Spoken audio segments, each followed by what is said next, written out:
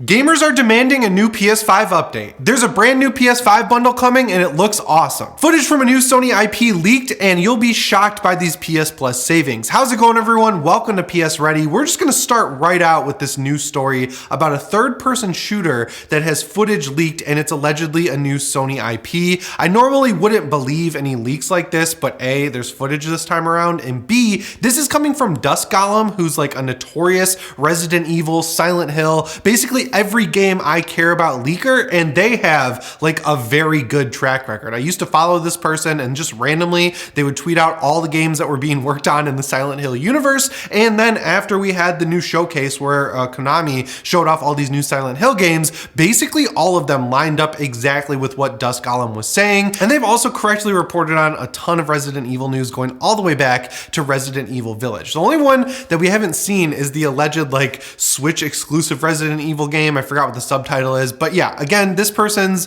track record is good enough where I believe that. So what we're seeing here is a third-person shooter set in a sci-fi universe, and there's no report on what developer it's coming from, but it kind of lines up with what exactly we'd expect to see from Sony, right? Third-person action game set in a sci-fi universe. It's kind of just checking all the boxes, and to me, this is good because I am a huge fan of Days Gone. It's an open-world zombie game. Obviously, there's a horror influence there. The map was really cool. The fact that you're just on a motorcycle and that's your main upgrade path throughout the entire game, that really spoke to me. All the other games that Sony really makes in terms of first party, there's no real open world third person shooters, right? Like we have Ghost of Tsushima, which is a sword and bow combat game. It's basically like Assassin's Creed. We have Death Stranding, but I'm really not going to call that a third person shooter because it's a third person walking game that has some shooting in it. The Last of Us Part 1 and 2 are third person shooters, but they're not open world. You see what I'm getting at here? We had a really good franchise from Sony that was a third-person open-world shooting game, and they canceled it. So it's good to see them filling that box once again, because if I'm being real, outside of first-person shooters and survival horror games, my third favorite type of game is a third-person open-world shooter. The interesting thing about this is it's a similar situation to games like Death Stranding, Spider-Man, or Returnal, where at the time of development, Sony doesn't actually own the studio. They're basically hiring the studio to make a new IP that Sony will own, and then that IP will become exclusive to PlayStation. And if the game performs well, Sony will pick up the studio and then give them a bigger budget to make a first-party game. This is basically how Sony has made all of their biggest studios, right? Like going back to the PS2 and PS3 days, they worked with outside external developers, gave them like help and money, and then when the games popped off, Sony bought the studio. So they made sure they weren't just buying a studio and throwing money at them. They made these studios prove themselves, and that's like what exactly it looks like is happening here. The working title for the game is Ooze also, which is kind of sweet. I don't know. I don't really have a ton of details here because there aren't really a ton of details, but just looking at the rest of this year, Sony doesn't have a lot of first party stuff outside of Spider-Man. They have a lot of like third party exclusives and things like that. So it's good to know that going into the future, we're going to get some cool new exclusive PS5 games. And I did see that at CES, Bungie said they are working on a lot of PlayStation games alongside Destiny 2.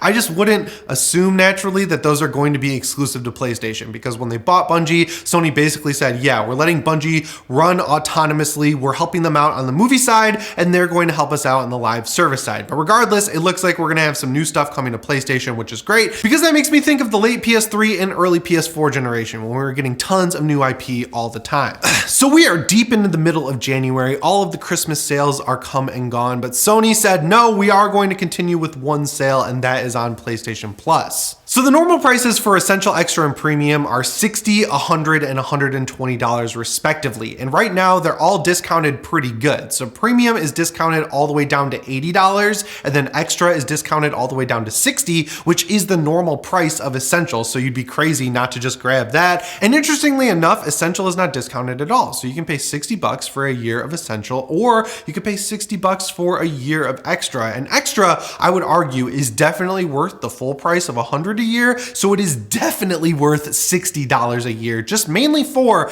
that extra games library you get. Because one thing we've been seeing with Essential is that sometimes games pop up as free games on there, like Fallout 76, and then you can go look at the extra library and that game is already in there. And people's argument to that, who are in support of this practice, are basically saying, oh, well, Fallout 76, if you get it through Essential, it's in your account forever as long as you pay for PS Plus, whereas in the extra library, it could be removed removed, and honestly probably will be removed at some point just because, you know, Xbox owns Bethesda. I think right now they're keeping these games on PS Plus just to show that yes, they will continue to put Call of Duty on PlayStation because we own Fallout 76 and we feel fine putting it on PS Plus Extra and Essential. You know what I'm saying? Even though the discount is so good on PS Plus Premium, I still wouldn't recommend picking it up because the two big things you get with it are just classic games, which Sony has been abysmal at actually including onto the service. They're basically going back and adding old games that are already ported over to PS4 and PS5 versus actually porting over some new games. They've totally been lacking on PS1 and PSP games in that front too, and also their emulator is nowhere near as good as what you get on Xbox with the Series S, the Series X, and even going back to the Xbox One or One X. The only benefit you get for that $20 is game trials, which, like, yeah, that is cool. I still think they should just go back to giving away demos for games, and it's interesting because back when PS Plus came out in the first place, you could try games for a limited amount of time just with the regular old Essential tier, but they felt the need to bump that all the way up to Premium. I don't know, it's only 20 bucks more than Extra, so if you really want to try out the game streaming, which in my experience and a lot of other people's experience is not great at all, maybe you should check out Premium, but honestly, just get the discount on Extra and pay the normal price for Essential, but get that bonus games library on top of it, because you are getting PS5 games there. You're getting stuff like Demon's Souls, you're getting stuff like Returnal, you're getting Ghost of Tsushima's Director's Cut. Those are three of the highest rated games from the past few years, and you're also getting Deathloop, which I think critics-wise is extremely overrated, just a little bit. You know, it got a lot of 10s, but I'd give it like a solid 9. I don't think people give it enough credit on the gamer side, and I think that really comes down to the fact that it got such good critic reviews and then people got it and they were underwhelmed. So I think there's a lot of good stuff on Extra. Make sure you look through the library before you decide, because if you just got a PS5, you need to pick up PlayStation Plus. So earlier this week, I reported on the fact that Jim Ryan basically came out and said, yep, the PS5 shortage is over. We have sold 30 million PS5s and we expect to sell a whole lot more this year because people are actually able to get them. And I've seen these things all over the place. My friend Dustin over in Butler, Pennsylvania, he said he's seen them all over the place. My friend who scalps PS5s basically said that no one asked him to pick up a PS5 from him after Christmas. So I think it's fair to say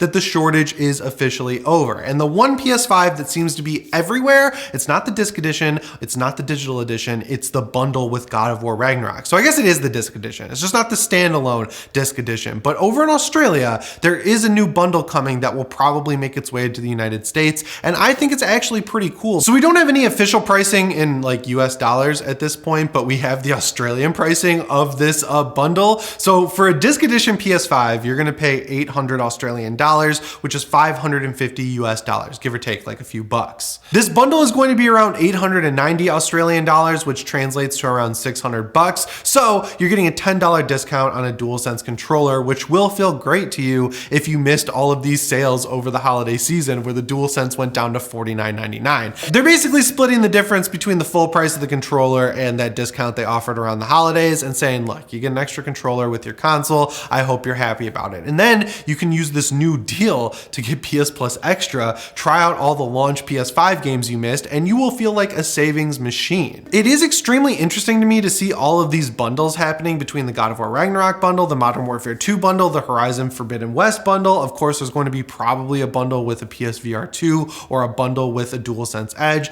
There's the God of War Ragnarok bundle, knowing that there's going to be a new PS5 probably in the middle or end of this year. It's weird. It kind of seems like they are trying to get as many of the PS5s they already made out there into the wild so people will pick them up so they can kind of clear stock leading up to the new PS5 Slim, which is going to completely streamline the entire PS5 experience from a disc edition and a digital edition into one edition that comes with an external disc drive. It's also super interesting to me that Sony seemingly has completely given up on the digital edition of the console. I've heard that really the only way you can get your hands on this thing at this point in time is by using the PS Direct store. It shows up on places like Amazon and Best Buy and Target as like a listing, but it's always sold out, whereas the regular disc edition PS5 is available pretty much everywhere in that bundle with God of War Ragnarok. The frustrating thing there is, of course, that you're buying a disc edition console and it comes with a digital code for the game. I just kind of personally love how we went from having no PS5s at all to having a bundle for everyone. Like, those are all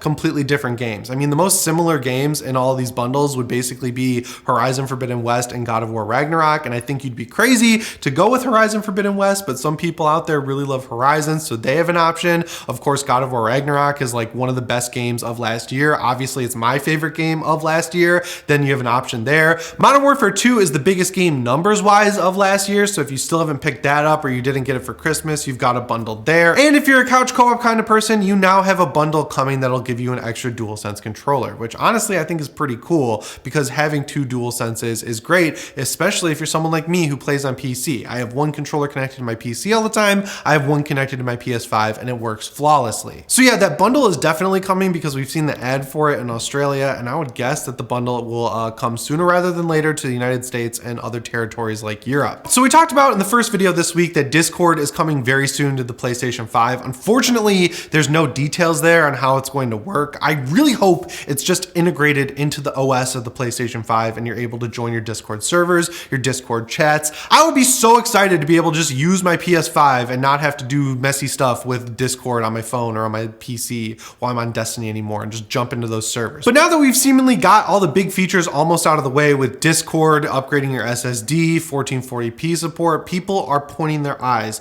at one specific target and they're saying, Sony, bring back dynamic themes to the PlayStation 5. And I could not agree more. I mean, they're already basically built into the console because, as you know, if you basically hover over a game like the Callisto Protocol or Spider-Man Remastered or Spider-Man Miles Morales or Destiny 2, you get a nice huge splash screen across the entire home screen of the console, and it changes the entire look and feel along with the music for the PlayStation 5 dashboard. So somehow the interface is interfacing with the disc or the digital game and saying, hey, I'm pulling these files that are basically a digital theme for the console, and it's going to change basically the whole look of the thing top to bottom until you swipe off of that disc. And I want that as a permanent feature because one game where it's really, really cool is The Last of Us Part 1. I basically just like left that disc in my console even after I beat the game because it would boot up onto that game being first because it was always my last played game, and you'd get the music, you'd get the splash screen, and it was just a cool little ambiance feature that I want back from both the PlayStation 3, the PlayStation 4,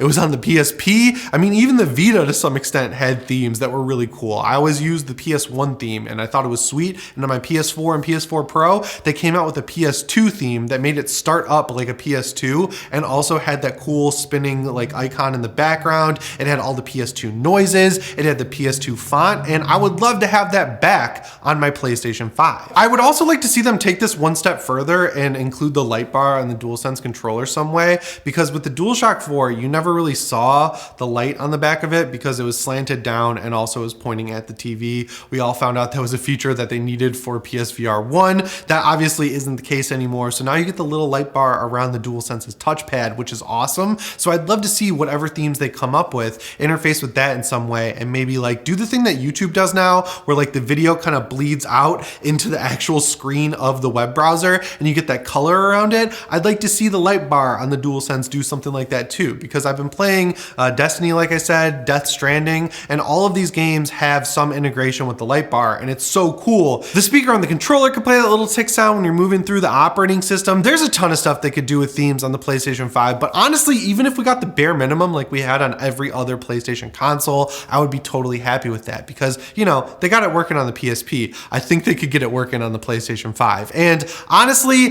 every time people get in an uproar about something like this, like they are now, it feels like Sony's been working on it behind the scenes for a while, and then we only have to wait a week or two to get that actual update. So I would be shocked if we don't get themes for the PlayStation 5 in 2023.